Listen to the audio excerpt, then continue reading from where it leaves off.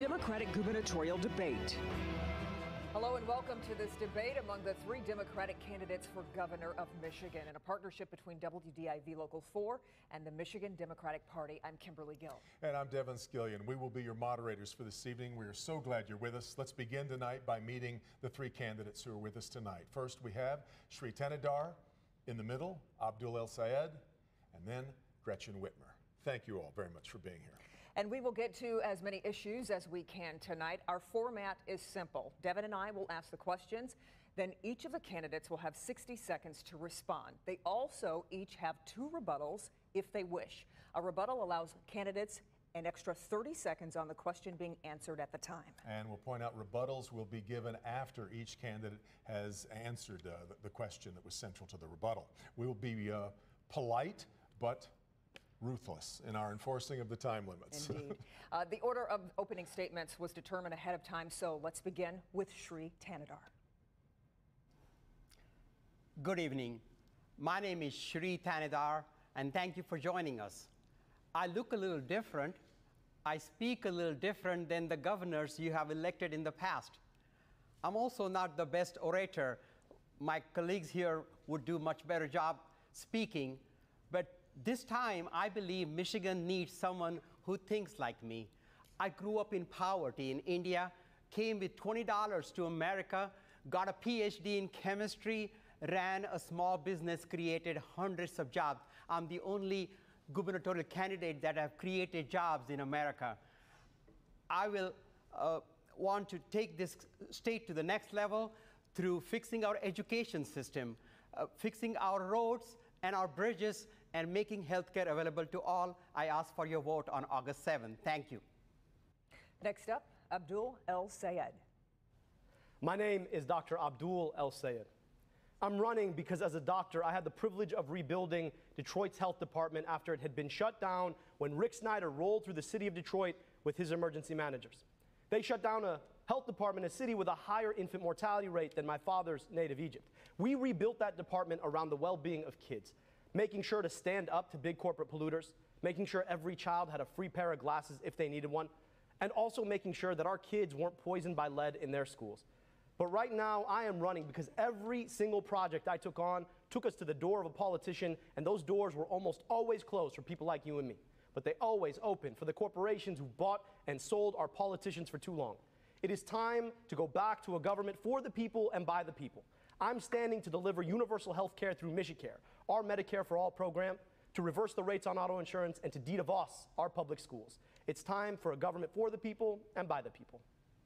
Thank you. Next up, Gretchen Whitmer.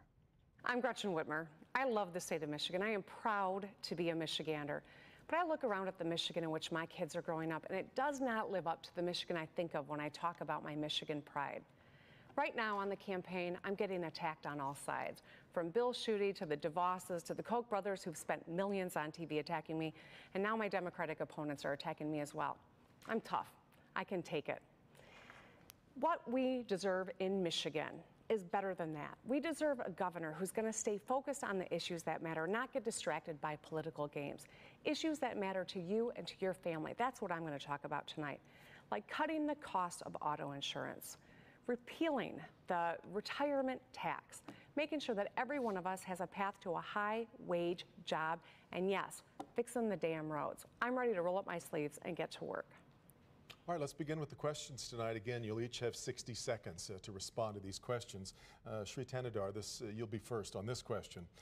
You have all expressed your frustration with what you've characterized as the corporate giveaways and the business tax structure in Michigan.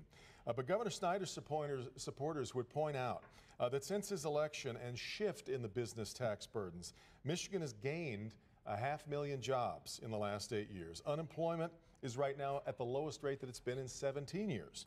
So why are you certain that your plans to have businesses pay more won't walk back these improvements? Shri Thanedar.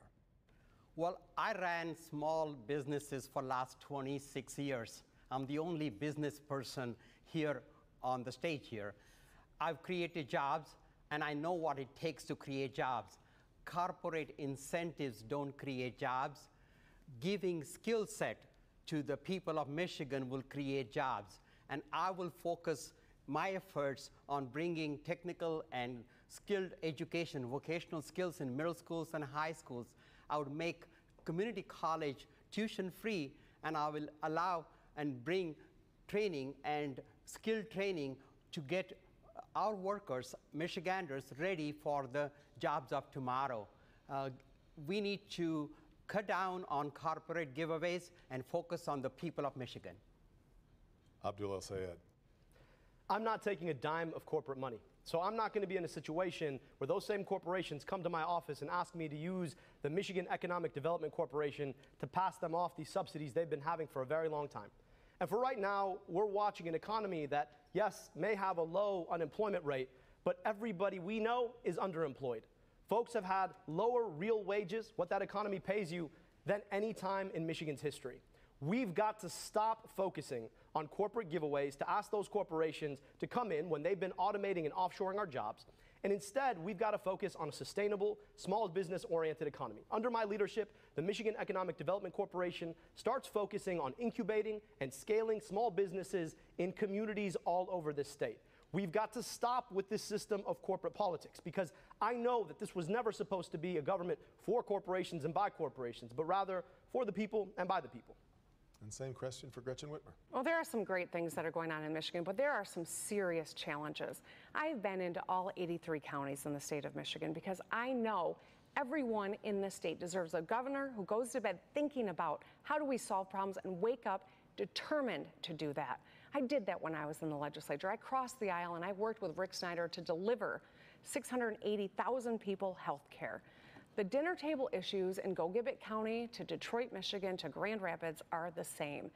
We need to make sure that our kids are getting the education that they need to be successful, that continues on with a debt-free 2-year degree opportunity and making 4-year degrees affordable and a path into the skilled trades.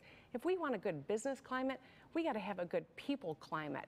We are not a successful state until we are a successful state of people. Thank you. Abdul El-Sayed, you will answer our second question first. All of you have talked about raising taxes and/or fees for a variety of initiatives. Your Republican counterparts are all talking about cutting taxes and fees. I don't talk to very many people here in Michigan who feel undertaxed. How do you make the case to Michiganders that they need to pay more if a candidate from another party is arguing the opposite? Kimberly, that's a great question. And I get asked that question all the time. But let's be clear, the frustration that Michiganders have right now is with the fact that government does not deliver value. We feel overtaxed because we are watching as our tax dollars get squandered up in Lansing by folks who tell us that they're cutting deals and getting nothing done. Whether it's our roads or our schools or the fact that we pay way too much in health care, government doesn't work for us. Right now, we have to ask a question about what they mean when they say tax cuts. Because all I'm seeing is tax cuts for big corporations while the rest of us get nickeled and dimed. What I'm talking about is making sure that everybody pays their fair share, that we're focused on a progressive tax system that asks businesses to, yes, pay their fair share so that they are empowering the rest of us with the infrastructure that they use all the time. And it's also making sure that we are making government work for people, delivering health care, delivering on the promise of roads, making sure that our government doesn't poison kids in places like Flint because government works for the people. Thank you. Gretchen Whitmer. Well, business tax breaks have shifted the burden of running government onto the backs of the middle class and people who just pay more and more and get less and less. You are paying a road tax every time you pay to fix your tires or get an alignment. Metropolitan Detroiters pay over $800 a year to fix your car. The rest of the drivers in the state pay $500 a year to fix their car. That is a road tax that the Republicans have shifted onto us. We're paying an education tax every time you hire a tutor because your kid's teacher is so overwhelmed with kids packed into the classroom and not enough supports for children in our schools. We're paying a water tax. If you're in Flint or if you are in one of the 71 communities with lead in your water or the tens, maybe hundreds of communities with PFAS in your water, you're paying a water tax because you got to pay bottled water because government's not getting the job done. Thank you. Next, Shri Tanadar. Well, the same old politics is not going to get us out of this status quo. My tax plan actually calls for elimination of state income tax for any family that makes $50,000 or less. At the same time, I believe that the corporations must pay their fair share of taxes, and I would implement a graduated tax structure to generate sufficient funds for us to be able to invest in early childhood education. We need to fix our roads and our bridges. We need to invest in our education to take our education to the top 10. There's a number of things that Michigan must invest in, and education, in my mind, comes number one. Thank you all. Our next question. Today, the U.S. Commerce Department started holding hearings on whether we should raise tariffs on vehicles imported from Europe. Now, for years, auto tariffs and trade protectionism were championed by Michigan Democrats. But now, the automakers and many of their suppliers, I've talked to a number of their leaders over the last couple of days, are beginning to panic. And they are warning of the possibility of enormous layoffs, perhaps hundreds of thousands in the auto industry. As governor, would you support this very democratic idea from a Republican president? If not, what would you do about it? Gretchen Whitmer. So what I know this is that the American worker, the Michigan worker, can compete with anyone on the planet, so long as we have a fair playing field, a level playing field, meaning we enforce the laws that are on the books. I got to tell you, NAFTA has been an unmitigated, disaster for Michigan workers. And when we have a man in the White House who wants to set international trade policy via tweet, it's just plain dumb. We deserve better. We need Congress to put together a real plan for tariffs, a real plan for trade, and to enforce them. What can I do as governor? Well, I can take a stand. I can build a coalition. I can bring to bear pressure in Washington. And I will ensure that we've got strong, enforceable by Michigan language for all the procurement and contracts that we have in the state, so that our tax dollars are going to Michigan businesses that employ Michiganders. Sri Tenadar, your turn. I support the unions. Unions built Michigan. And I want to make sure that when we have trade negotiations, the unions and our working families are at the table. And we need to ensure that any tariff, any trade negotiation done needs to be fair, and it should be level playing field for all, and especially must not hurt our working families. We need to have policies that favor Michigan's industries. We have two industries, the agriculture and automotive, which are two of the major industries in our state. And we want to make sure that we protect those industries and we protect those jobs. And lastly on this question, Abdul El-Sayed. Let's be clear, like most of his policies, if Donald Trump is successful, he is going to hurt the average Michigander. And we've got to stand up to that. The reason why is because he has not put thought into what he's doing. He's just tweeted a bunch of things and said, well, this is going to be national policy now. We've got to stand up to that kind of shoot from the hip policy. But also, let's be clear about something. He is right. The average Michigander is hurting. But the solution here is that we need to renegotiate things like TPP and NAFTA with labor at the table. Because right now what we've seen is inequality has skyrocketed. The rich and corporations have been able to take all of the fruits of transnational trade, but was left behind are workers in the United States and workers abroad. So we've got to be able to renegotiate these deals so that there is a fair trade partnership with labor at the table, so that the fruits of these kinds of trade deals are negotiated so that everybody gets to benefit, not just the corporations who bought and sold our politics. Sri Tanadar, you will answer this next question first. The three of you agree on quite a few matters, but we see a divergence of opinion over health care. In fact, one of the more heated issues of this campaign has been over the financial support of healthcare providers, specifically Blue Cross Blue Shield. Understanding that federal law dictates much of what you can and cannot do, so describe your plan for healthcare in Michigan if you are elected. Sri Tanadar.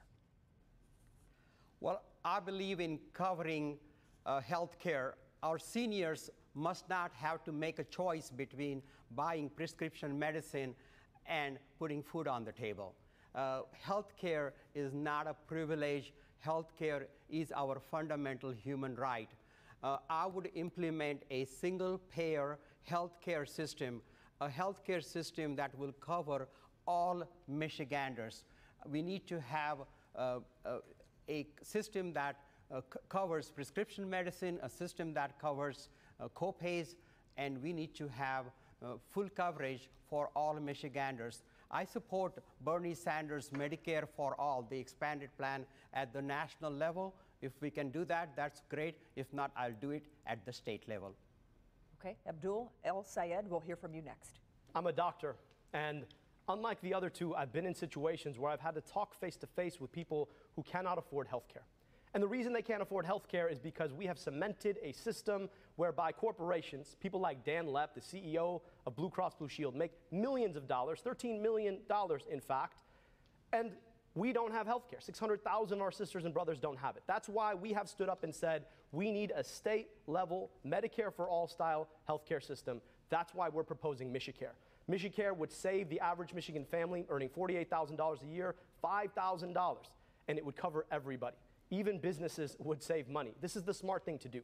But right now, we have people in this primary, people like Senator Whitmer, who will take credit for healthcare reform. But the fact is that they're also taking money from those same corporations and the same individuals who want to maintain the status quo. It is not okay. We have to have the courage of our convictions to stand up for Michiganders who need healthcare and do it now. Gretchen Whitmer. Well, listen, I'm not going to be lectured by anyone on this stage or even on the other side of the ballot on health care. When I was 29 years old, I was taking care of my mom at the end of her life. She was 59 years old, and she died of the worst kind of brain tumor that you can get. I battled an insurance company that was wrongfully denying her chemotherapy. I had to take it on, and I had to take care of my mom. That's what compelled me to go to work. When Governor Snyder embraced the Affordable Care Act, I knew that despite the fact that the Republicans controlled the House and the Senate, he'd never get it done without my help. So as the Senate Democratic leader, I didn't just watch my opponent struggle, I went to work. I rolled up my sleeves, I negotiated, and I delivered the votes so that 680,000 people in our state have health care today who didn't before. As governor, I'll take on people like Bill Schuette or Donald Trump. I'll ensure that if you've got a pre-existing condition, that you are covered. If you've got high prescription drugs, we're going to pull them down, and I'm going to protect contraception and access to women's health care too. Abdul El Sayed, I did see you have a rebuttal. I appreciate the role that Senator Whitmer played in making sure that we were a part of Healthy Michigan, that President Obama's vision actually made sense and happened in the state of Michigan. But let's be clear, those same insurance companies that Senator Whitmer talked about, one of them is Blue Cross Blue Shield. Their CEO made $13 million last year. And right now, I know that they hosted a closed-door fundraiser for Senator Whitmer. We don't know what was said. We don't know what kind of deals were cut. That's the kind of corporate corruption we cannot sustain in our health system in Michigan. We've got to clean it up. Our next question, and Abdul El Sayed, you'll get the first crack at this.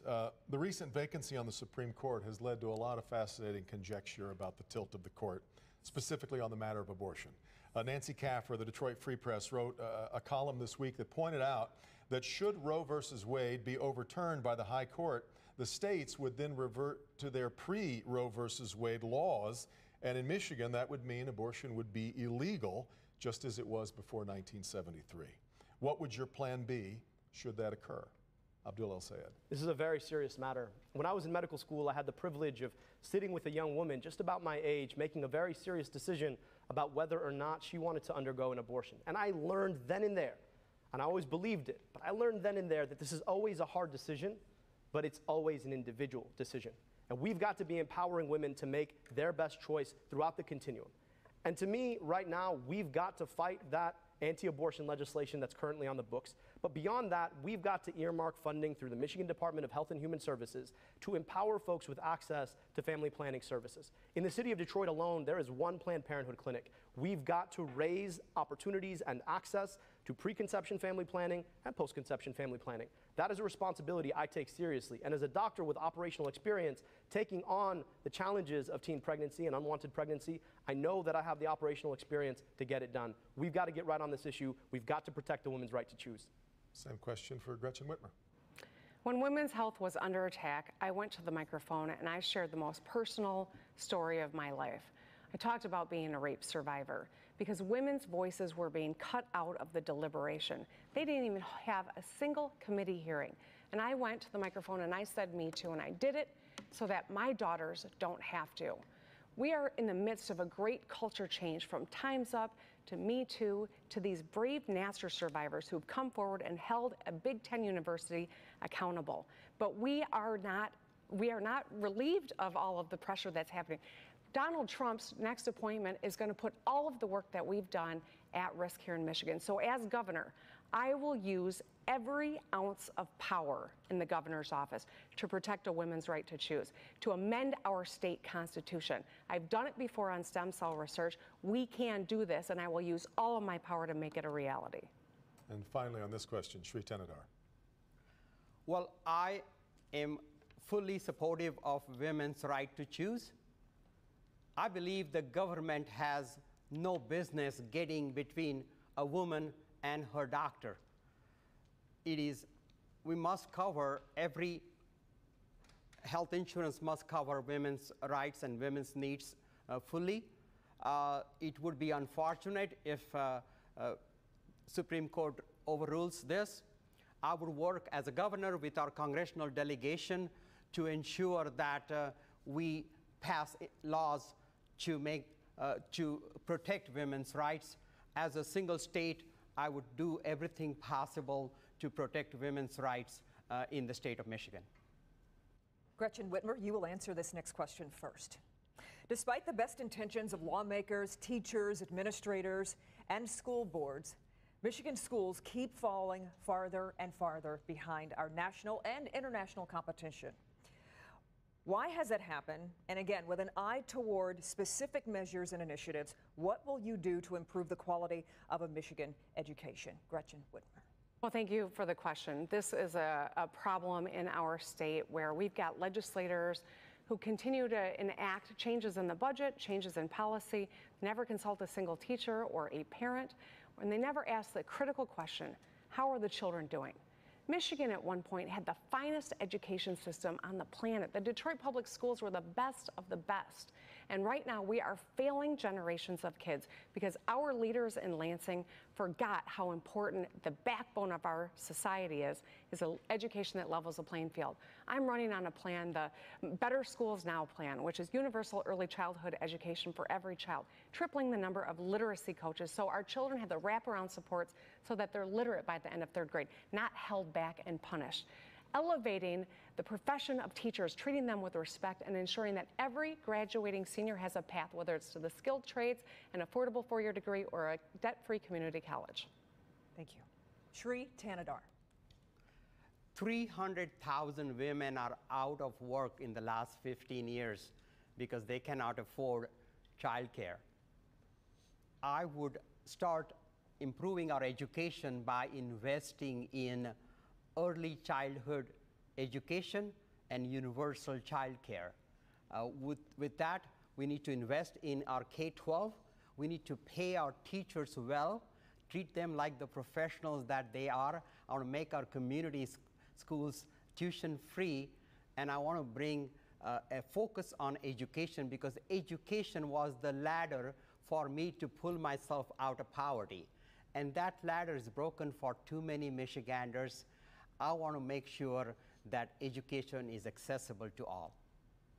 And lastly for this question, Abdul El Sayed. I'm a proud graduate of Michigan Public Schools, and since I graduated, our schools have been in shambles. We've gone from the top 10 to the bottom 10. Why? We don't invest enough, we don't invest equitably, and we don't invest in the people who can make our schools succeed. Right now, we've got to think differently. We've got a Schools for Our Future plan. It starts with de-devossing our public education system. That means undoing the chokehold corporations have had and creating these for-profit charter schools that move taxpayer dollars that we've put in to educating our kids into their back pockets. It means investing in wraparound services like glasses that we provided kids in the city of Detroit, and it means making sure kids get to walk a path both to an academic and a career technical education pathway while they're in high school. On the front end, we've got to invest in young people. Our My Toddler program would guarantee universal early childhood access to education for every child, and we want, through our My Scholars grant, to provide every young person graduating who comes from a family earning less than $150,000 a year access to a tuition-free, debt-free education. That is time. I was just about to applaud the precision with which they've been hitting the 1 minute mark. Yes, so far. Our next question. All three of you have been critical of President Trump, in fact, already tonight. Many of your supporters no doubt appreciate that about your candidacies, but the truth is governors and their states rely on federal help in any number of ways. Protections and funding for the Great Lakes, just one example. Should Michiganders expect you to try to forge a working relationship with the Trump administration? And if so, how much help can you expect given the criticisms that you've leveled at the president? Sri Thanedar, we'll start with you. Well, I'm the only person that have run businesses. I can work with all kinds of people. I would work with this president as long as this president is fair to our state of Michigan. We need to work together. We need to build common sense, pragmatic solution to Michigan's problems. We need to get our fair share from the federal government in expanding highways, having a new SULAC. And so there has to be a good working relationship between me as the governor, our congressional delegation, as well as the president. And there are times where we need to sit across the table, and I will be tough on it. Bill Schuette may not, but I will be tough on Trump. Abdul El-Sayed, same question. I'm the only person on this stage who's ever been an executive in government. And as such, I've worked with every level of government, be it municipal, state, or federal government. And I know that the people who actually get the work done in the Trump administration, these are civil servants who are not beholden usually to what that executive always says. And the fact is there's a lot we can do working with like-minded civil servants in the bureaucracy of federal government. At the same time, we've got a strong congressional delegation, and they know that what's best for Michigan happens when we work together as a state government and a federal government. I want to work with them too. And if Donald Trump and his administration are interested in what's best for the people of the state of Michigan, he will find a partner in me. But the fact is, I am never going to stop standing up against what he has done. He's used our federal government to rip away children from families. He has said that people, because of how they pray, don't belong in this country. He has said that a woman shouldn't have the right to choose. I stand against that. I always will. But I still know we can get things done if we're willing to work the bureaucracy and make things happen. And lastly, Gretchen Whitmer. Well, what I said was I would take on Donald Trump if he came after health care again, and we will take him on because 680,000 people have health care because I'm the one who knows how to cross the aisle to get things done. In an era where we've seen so many people polarize one another, go off to their partisan corners and demonize one another, there aren't enough conversations around solutions being had. Not one party, not a campaign donor, not anything of the sort decides how I conduct myself. I've crossed the aisle, I know how to get things done, and I know how to build a caucus. As the Great Lakes state, we've got a bipartisan caucus that is a huge source of strength, but there's not leadership right now, and that's what I offer. We are all Michiganders, and our allegiance needs to be to Michigan. Okay. Abdul El-Sayed, you will answer this next question first. As somewhat of a follow-up to the last question, there's an enormous amount of acrimony in American society. Michigan was just decided by the thinnest of margins in the last election, and it's an accurate reminder that we are a state divided when it comes to politics. What can you do as governor to restore the notions of civility and dignity in our political discourse? People have to see examples of public servants who hold dignity and humility and civility high.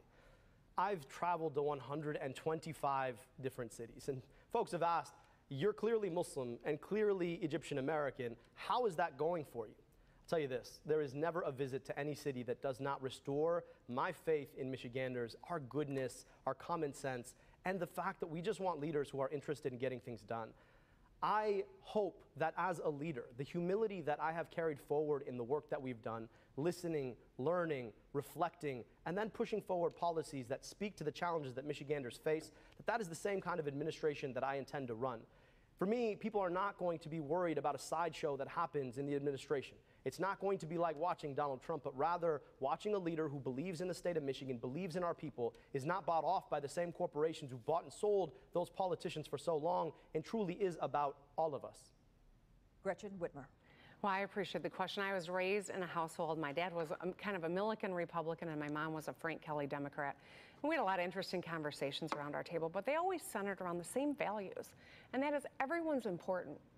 Honesty and integrity is crucial in public service, and that the best public servant always stays true to their values and seeks to work with anybody who wants to solve a problem. I thought it was outrageous today when I saw Bill Schuette sign on to the governor's call for civility after the way that he's conducted his campaign. And frankly, my colleagues in this Democratic primary have gone way off the rails as well, telling things that are not true and spinning and throwing the most divisive language out. I'm not doing that. In this campaign, I have stayed focused on the issues. I have stood up for them when they've been under attack themselves. And I think demonstrating the kind of leadership, the kind of conduct we want is important, and I take that seriously as the mom of 2 daughters. I know they're watching. All our kids are watching. It is time. Shri Tanadar. If Michigan wants something different, Michigan must elect someone different. With my business experience, I will be a unifying factor in Michigan. I would work with both sides. I would listen to experts. When I make critical decisions, I will have all stakeholders at my table. I would ensure that we find bipartisan solutions to Michigan's problems. I would focus on issues like roads and education. These should not be Republican or Democratic issues. We must fix our roads. Our potholes are dangerous. We need to give trade skills to our employees and of our Michiganders, and I will work on that. My next question is hardly a pioneering question. It's one that you've all addressed quite a bit throughout this campaign, but it's one that continually comes in as we were preparing for this debate from viewers and readers all over. It remains a mind-boggling mystery to many as to how the automobile capital of the world could end up with highways and byways that have fallen into such sad disrepair. All of you have talked about this pox on Michigan drivers. The point of this question, I'm hoping, is the idea of specificity, with as much specificity as you can muster, particularly with regard of how to pay for it. Please describe your prescription for repairing Michigan's roads. Gretchen Whitmer, we'll start with you. Well, I don't think I even need to say it. We need to fix the damn roads. We all know that we are paying to fix our cars where the state should be paying to fix the roads. These are families who are expending hundreds of dollars to fix your tires, money that could be used for rent or for child care or for groceries. It is time for us to get this right.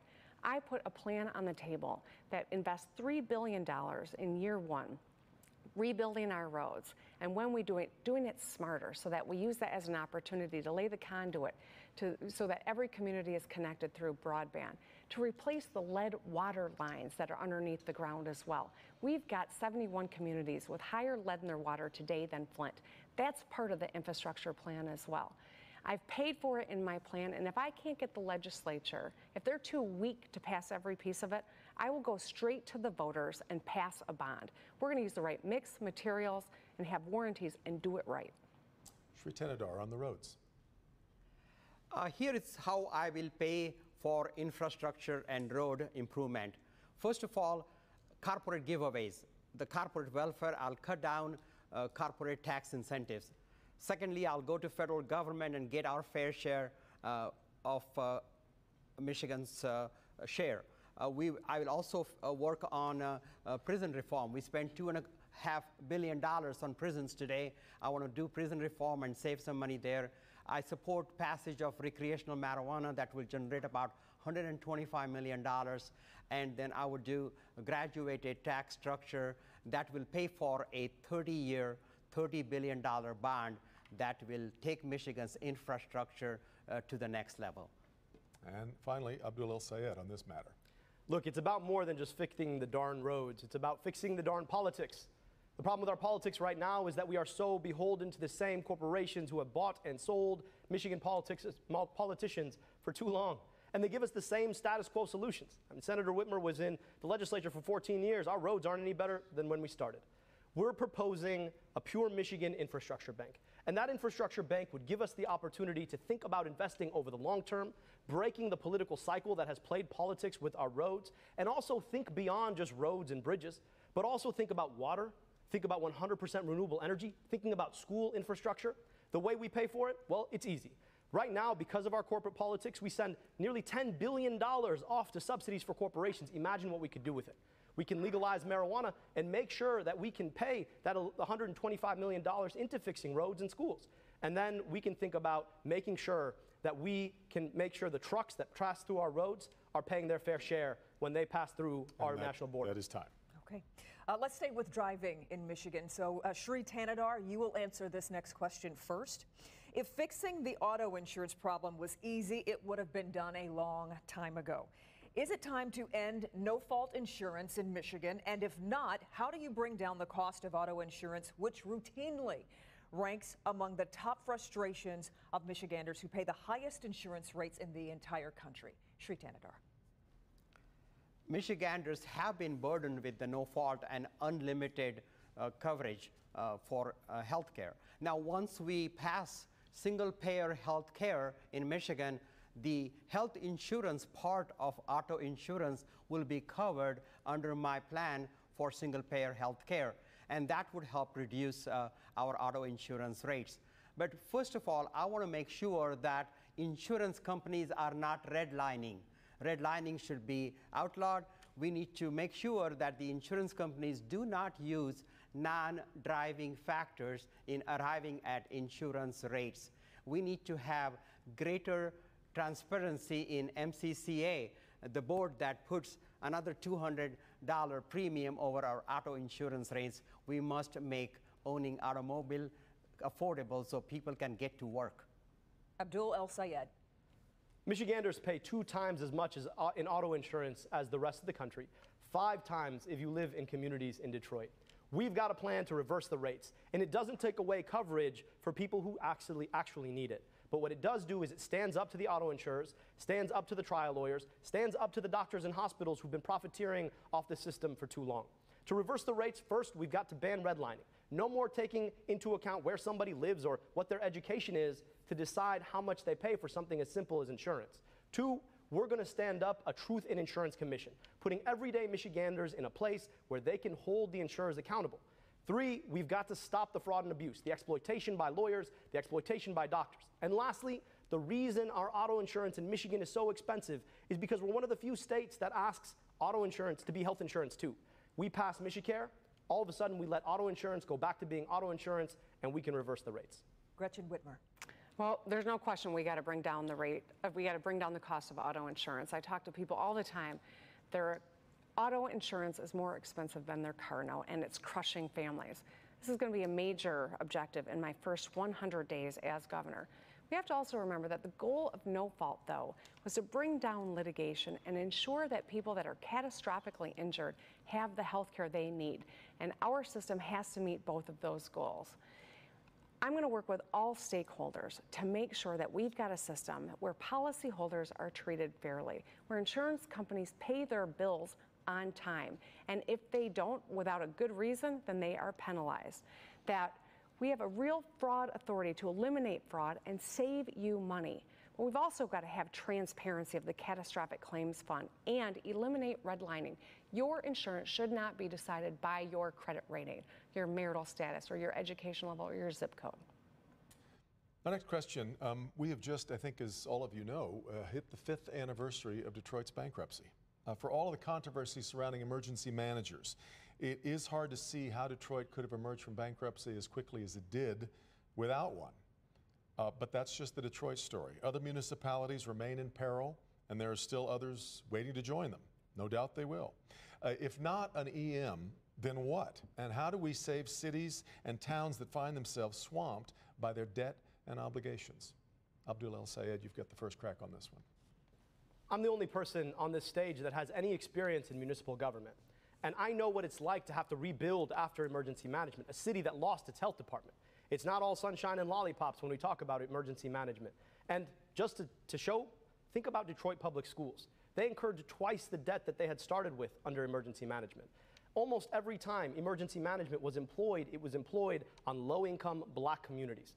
We've got to undo emergency management. It does not work for real people.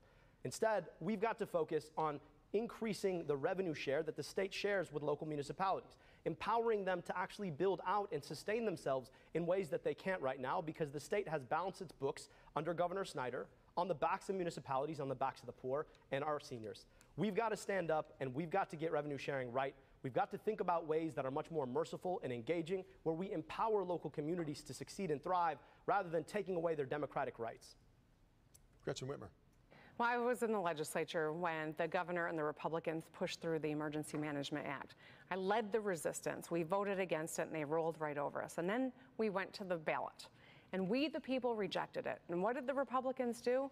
Well, when they don't like the rules and they can't win by the rules, they change them. And so they used a gimmick in state government to roll right through with it again.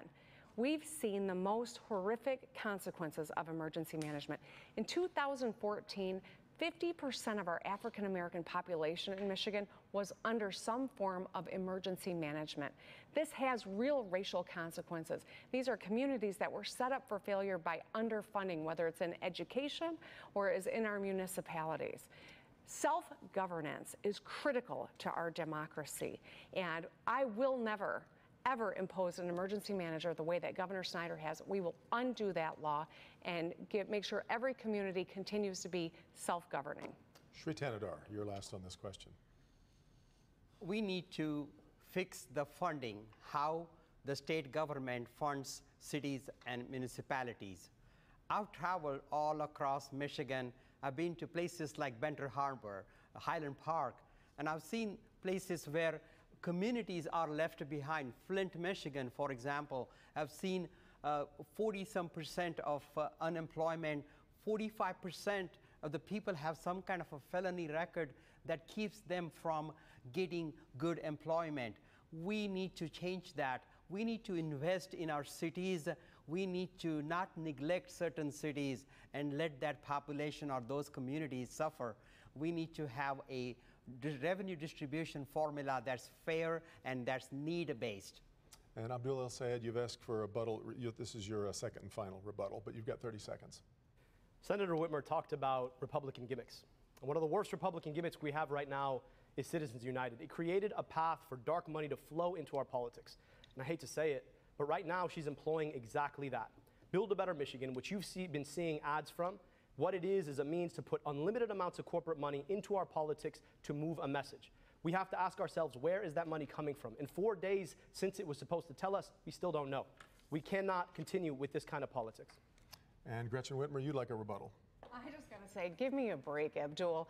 You have received $170,000 in your campaign from corporate executives. You can't be half pregnant on this one. You know, my organization, my campaign is playing by the rules. We are working hard, and I'm proud to have the real grassroots campaign. 84% of the dollars I've raised come from within Michigan. 84% of those are $100 or less. That's what a real grassroots movement looks like. Okay. Gretchen Whitmer, you'll go first on this next question. The incarceration rate of the United States is the highest in the world. We've long been pleading for criminal justice reform for big issues such as sentencing guidelines to smaller but important matters like bail reform. What can you do to improve this terribly sad and notably expensive problem for Michigan? Well, thank you for the question. There's no doubt that we have a lot of work to do when it comes to sentencing reform in Michigan, when it comes to criminal justice reform. I was the Ingham County prosecutor for 6 months. I was asked to come in to clean up an office that was riddled after a sex scandal meant the elected prosecutor had to leave office. And the judges asked me to come in and restore integrity, to build up morale. I had the choice about whether or not to hire another lawyer to prosecute or to double our diversion program. I chose the latter because I know that you should not pay a lifetime price for a mistake that doesn't endanger the public. We've got to make sure that we are educating our kids, that we don't have a school to prison pipeline, that kids have the wraparound supports that they need. The best way to keep crime down is to ensure everyone has a path to a good paying job. Shri Tanadar. Well, we are building prisons, locking people up, longer sentences, not giving people a second chance. I believe in giving people a second chance. Once the marijuana recreational ballot passes, I will use my power as the governor to expunge records, commute sentences. I would provide the returning citizens the skill set that they need to come back to the society and acquire good paying jobs. We must invest in people of Michigan. I believe that the criminals that have committed violent crimes must stay in the prison, but those that have committed non-violent crimes, we should give them a second chance and allow them to serve the society in an alternate way. Abdul El Sayed. Criminal justice reform in this state is a civil rights issue, and we've got to stand up. We incarcerate 11% more people than the national average. It starts with policing. Right now, we have a state police chief who has called young black men who are peacefully protesting police brutality. She's called them degenerates and ungrateful. I was the first to stand up and say that she should no longer have her job. It's not just how we policing with communities rather than on top of communities, policing serious crime rather than petty crime. It's also how we sentence. We have truth in sentencing laws. We have habitual offender laws right now that expand the degree of sentencing, particularly for nonviolent criminals. We have to step that back. And then it's also how we incarcerate. Nobody should be making money off of incarcerating another person. And right now, we've got to end the for-profit contracts that the jails currently have. And then we've got to think about how we fully embrace our returning citizens. We've got to ban the box, and we've got to empower returning citizens to have a means of success in our society. Because we failed them the first time, we cannot do it again. Our next question, I believe you have all already figured out ways to spend the marijuana money that hasn't even been voted on just yet. You all are in favor of that passage this coming November. But I'm curious, aside from the dollars that it's going to bring in, what do we do to manage a newly legalized substance which has obviously got its problems in society? What do we do to manage it going forward should it pass? Shri Tanadar, we'll start with you. Well, I'm a chemist, I'm a scientist, and I think we should look for answers in the science. There is enough medical scientific research done on this subject, and we should regulate marijuana like we regulate alcohol, and therefore there must be laws. We want to make sure that marijuana doesn't fall into young children. We need to ensure that we have public safety concerns that we need to look into. This is the will of the people, and if people want to pass this ballot proposal, I will, as a governor, ensure that public safety is paid attention to, and I'll ensure that we'll regulate it to keep public safe. On marijuana, Abdul El Sayed. Look, I know the good people of the state of Michigan are going to stand up and they're going to legalize recreational marijuana. There are a lot of questions about what comes next. As a former health director, we were actually in a position where we looked over and regulated medical marijuana shops in the city of Detroit. And I know the operational skills it takes to make sure that this is strong, clean business. But then beyond that, there are still questions. We've got to move to pardon and expunge the records of anybody with a nonviolent marijuana-related offense. From there, we've got to make sure big corporations don't come in and capture all the value in the marijuana business. That means making sure that we're investing in the ability to incubate and scale small business opportunities in local communities. It means that we've also got to make sure that we are empowering the study of medical marijuana. As a doctor and an epidemiologist, I can tell you that right now, we actually don't know how to use it very well.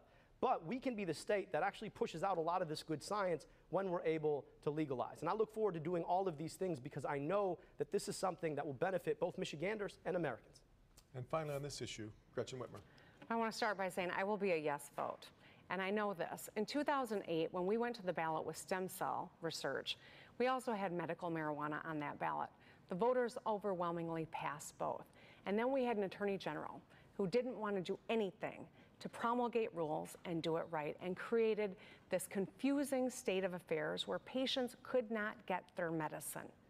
That was Bill Schuette. We have an opportunity to do this right.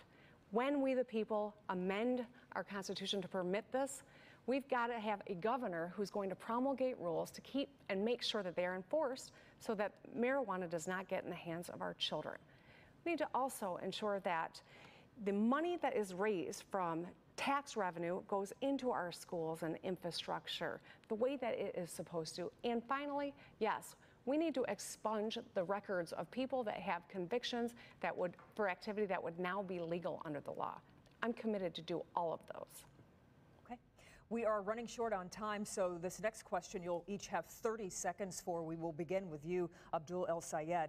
What is the single biggest problem in American life that you would solve with the wave of a magic wand, if you could? Poverty. I mean, people who struggle with poverty in Michigan, you see the challenges that they face just trying to make ends meet. If we could address poverty in our society, I know we'd be a stronger society. Kids having great schools, people having access to health care, good jobs that sustain a way of life, a difference in the way we police. These are all stems of poverty, and we've got to solve it. If I could wave my magic wand and address poverty, man, I feel great. Gretchen Whitmer. Well, I'm going to go right off of that and say the best way to address poverty is a good job. And that means education of our kids, skills training of our people. That is what I think is the ticket to addressing poverty, to ensuring that families can take care of themselves and get ahead. Every one of us deserves a path to a high-wage job. Shri Tanadar. I lost the mother of my children, my wife, first wife, to mental health, mental illness. Mental illness is our #1 underlying factor in a lot of the criminal issues. A number of 50% of mental health patients aren't helped. I'll restore mental health funding in Michigan. We have time for one more question, but again, this one will also be limited to 30-second answers. And Gretchen Whitmer, you'll go first on this. Not that there hasn't been before, but with the recent Supreme Court decision, should we allow sports betting in Michigan? Yes. Simple enough. Shri Tanadar. Yes, absolutely. And if that can generate some revenues to fix our roads, I would be happier. And lastly, Abdul El Sayed. I do think people should be allowed to do the things they choose to do, but let's be clear about gambling. Oftentimes, opening the doors for it opens the doors for folks who suffer from gambling addiction. So yes, while I believe that we should have it, we got to make sure that we have support for folks who might go bankrupt in the process and make sure that we're investing in the mental health services that we need for folks who might suffer an addiction. And we have time for one more 30-second question here. Shri Tanadar, you will answer first. What is one thing that Governor Snyder has done well that you would like to continue in your administration if you are elected? I think when other Republicans were not taking advantage, Governor Snyder took the leadership for expanding Medicaid. And because of that, 680,000 people were able to get medical coverage. Many children were able to go to the doctor for the first time. And I applaud Governor Snyder for Medicaid expansion. Okay. Abdul El Sayed. I agree. When President Obama passed the ACA, the big question was whether or not our state, under a Republican governor, was going to take advantage of Medicaid expansion. I do admire the fact that he was willing to do it. He was willing to work with partners across the aisle to get it done. And as the former health commissioner in Detroit, 50% of the people I took care of every day, 50% of them had health care because of Medicaid expansion. And I very much appreciate the leadership and going against the grain there, against his party. And lastly on this question, Gretchen Whitmer. Well, I was the Democratic leader while in the governor's first term, and we battled on a lot of things, from right to work to women's health. But, you know, we worked very well together on Medicaid expansion. 680,000 people in our state have health care today because of that work. I'm grateful he took the position he did and saw it through. And another, just a little minor thing, I'll say I'm glad that the budgets are getting done earlier, and that's a culture I plan to extend into my administration. Okay. We've now come to the time where we do our closing statements, and we'll begin with Gretchen Whitmer. Okay, well, thank you. I love the state of Michigan. I never considered living anywhere else. My kids attend our public schools. They play in the water. They watch football, just like my sister and brother and I did. This was the place that people used to come to for opportunity. We invented the middle class. It didn't matter your race or your religion or your gender, because the labor movement meant you could get a good job right here. But where we used to lead the world in skills, in pristine water, in good jobs, and great schools, we are now dangerously behind. Our leaders have let us down. I want to get some things done right now. They're going to make your life better right now, like repealing the retirement tax, cleaning up our drinking water, and fixing the dam roads. I ask for your vote on August 7th. I'm ready to roll up my sleeves and get to work. Abdul El Sayed. Right now, it's not just about candidates. It's about a vision for Michigan. We've got one candidate in this race who's a Republican running as a Democrat. He's maxed out against President Barack Obama to John McCain. He voted for Rick Santorum. he took a giddy selfie with Marco Rubio. And then we've got another who's a Democrat but playing by Republican rules. And we cannot have this. We've got to stand up for a Michigan that embraces our future. A Michigan where we believe in the ideal of a government for the people and by the people. That means no more corporate money in our politics, no more 527s, no more people trying to buy the election. It means standing up for things like MichiCare, universal single-payer health care for every Michigander to save us money and give people health care. It means standing up to reverse the rates on auto insurance, and it means de-divorcing our public schools. It is about a vision for Michigan that empowers all of us, that says that all of us belong here and that our politics should dignify us all. And finally, we'll hear closing statements from Shri Tanadar. Thank you, Devin and Kimberly. Thank you all for watching this debate. This is an important debate. We have a most important election coming up on August 7th.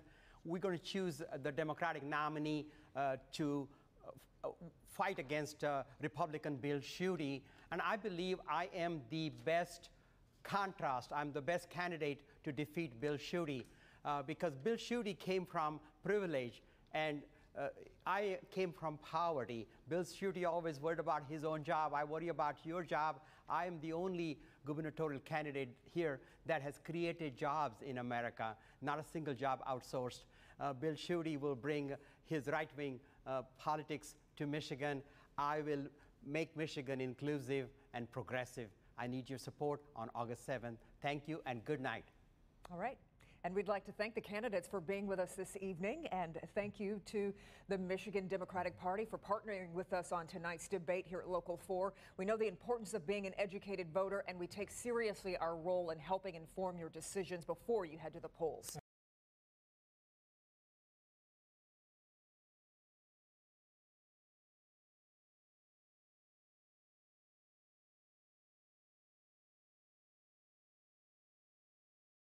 And lost